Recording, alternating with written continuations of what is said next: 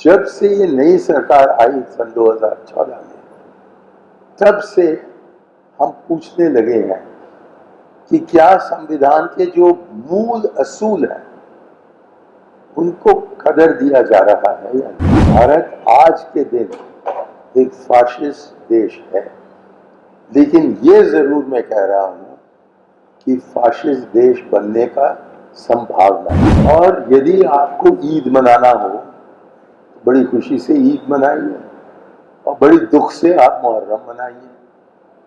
आप भारत के बाशिंदे हो और इसलिए कोई पाबंदी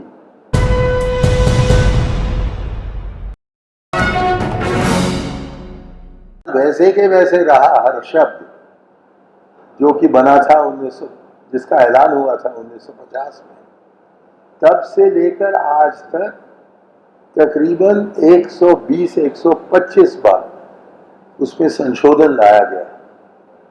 लेकिन आज तक हम सब समझते हैं कि जितने भी ये संशोधन लाए गए हैं वही संविधान है मूल तौर पर, जिसका ऐलान हुआ था 26 जनवरी 1950 को।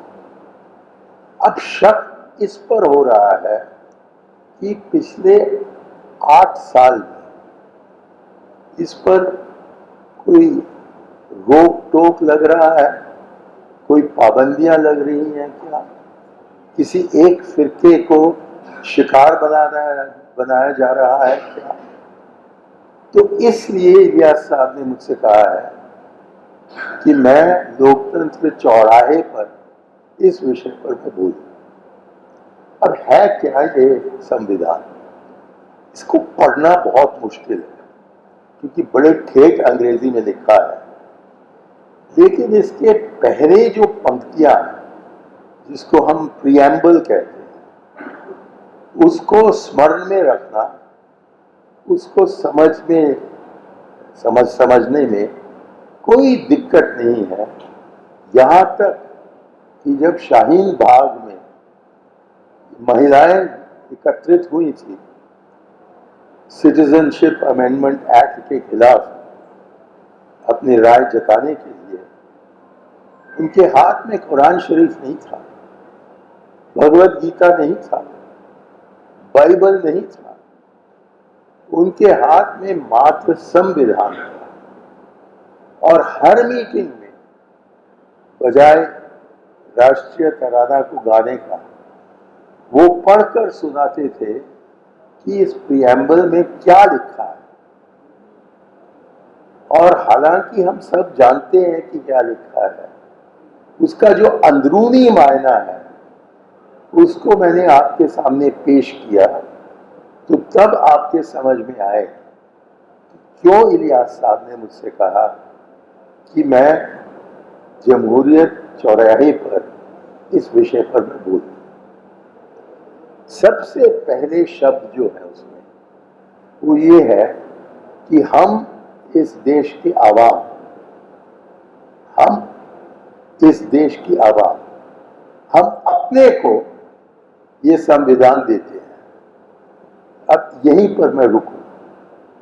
ये संविधान और किसी ने हमको नहीं दिया, कोई राजा महाराजा ने हम पर थोपा नहीं, ये कोई पैगंबर ने हमें नहीं दिया, ये कोई संत साधु ने नहीं दिया, ये कोई फिलोसोफर ने नहीं दिया। ये हम जो भारत के निवासी हैं, जो भारत की आवाम है, हमने खुद इसको तैयार करके इसको हमने अपने को ही दिया। ये समझने वाली बात है। और क्या दिया?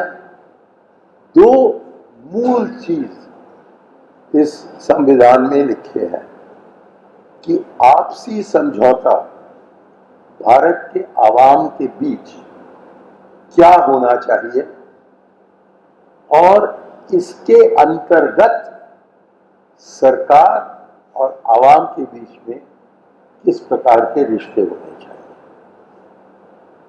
और इन दोनों पर किसी प्रकार का शक ही नहीं आया।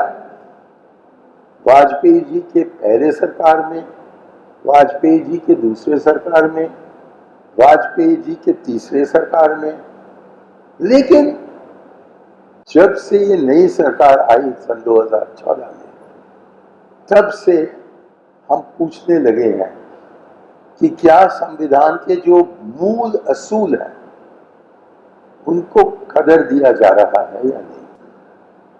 और ये मूल असूल दोनों मामलों में आता है, मतलब आवाम और आवाम के बीच में रिश्ते, और सरकार, हुकूमत और आम जनता के रिश्ते, दोनों में चोट लग रहा है पिछले 8 साल से, और बढ़ते जा रहा है, बढ़ते जा रहा है। अभी हाल में ही एक लेखक अमेरिका से, उन्होंने कहा कि हम उसी पथ पर हैं जिस पथ पर मुसोलिनी इटली को ले गए थे। अब मैं वहां तक जाने को तैयार नहीं हूं। मैं नहीं कह रहा हूं कि भारत आज के दिन एक फाशिस्ट देश है, लेकिन ये जरूर मैं कह रहा हूं कि फाशिस्ट देश बनने का संभावना है। नास्तिक रहना चाहता है तो नास्तिक रह सकता है। ये नहीं कि क्योंकि 85% तक भारत की आवाम हिंदू थी कि हम हिंदू बनेंगे। हमने कहा कि आप मुसलमान हो तो मुसलमान रहो, आप क्रिश्चियन हो तो क्रिश्चियन रहो, आप सिख हो तो सिख रहो, बौद्ध हो तो बुद्धिस्ट रहो, जैन हो तो जैन रहो। इसका और नागरिकता का कोई संबंध नहीं। सबसे मूल चीज यही है कि इसका कोई संबंध नहीं है। इसलिए आप इबादत करना चाहते हो तो आप कर सकते हो, मक्का के तरफ घूमकर आप करना चाहते हो तो पश्चिम की तरफ देखिए। आप जुमे के दिन छुट्टी मनाना चाहते हो या कम से कम नमाज पढ़ने के लिए आपको 1.5 घंटे 2 घंटे की जरूरत है, तो खुशी से आप काम छोड़कर चले जाइए। और यदि आपको ईद मनाना हो तो बड़ी खुशी से ईद मनाइए, और बड़ी दुख से आप मुहर्रम मनाइए। आप भारत के बाशिंदे हो और इसलिए कोई पाबंदी आपकी मजहबी आजादी पर नहीं लगाया जाएगा। ये भी कहा गया कि आपको इसका प्रचार करना हो तो खुलेआम प्रचार कीजिए, किसी को मजबूर मत करिए कि वो आपके मजहब में आ जाए। लेकिन जो आप कहना चाहते हैं अपने मजहब के बारे में, वो बड़ी खुशी से आप कह सकते हो। और जिसका विश्वास आप बदलने में लगे हुए हो, यदि उनके सवाल हो मन में, उसका जवाब देना भी आपका फर्ज बनता है। न केवल आपका हक है, लेकिन फर्ज बनता है। आप कह सकते हैं कि इस्लाम में हम मुसव्वत में विश्वास रखते हैं, और फिर सवाल आएगा तो पसमंदा मुसलमान कहाँ से आए, और इसका जवाब आपको देना है, मुझे नहीं। क्योंकि मैं नहीं कोशिश कर रहा हूँ किसी को समझाने के लिए कि इस्लाम बेहतर है, लेकिन प्रचार करना ये आपका हक बनता है। आगे जाकर संविधान में कुछ पाबंदियां लगाई गई हैं, लेकिन जब तक कि उनको मानते जाए, मिसाल के तौर पर कि कोई ये नहीं कह सकता है जो नुपुर शर्मा ने कहा हजरत पैगंबर के बारे में।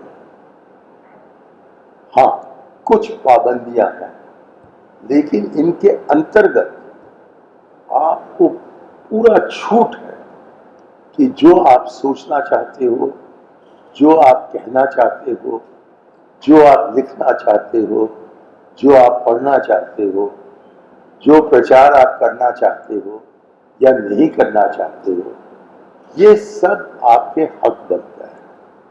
तो आजादी के कई मायने निकलते हैं।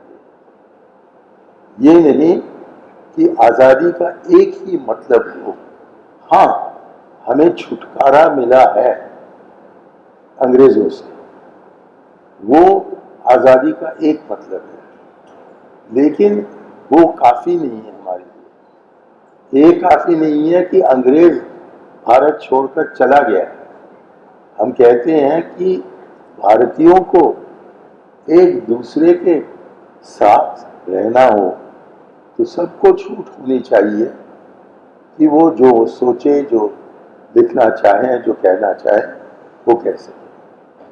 तो ये बनता है लिबर्टी का मतलब हमारे संविधान में।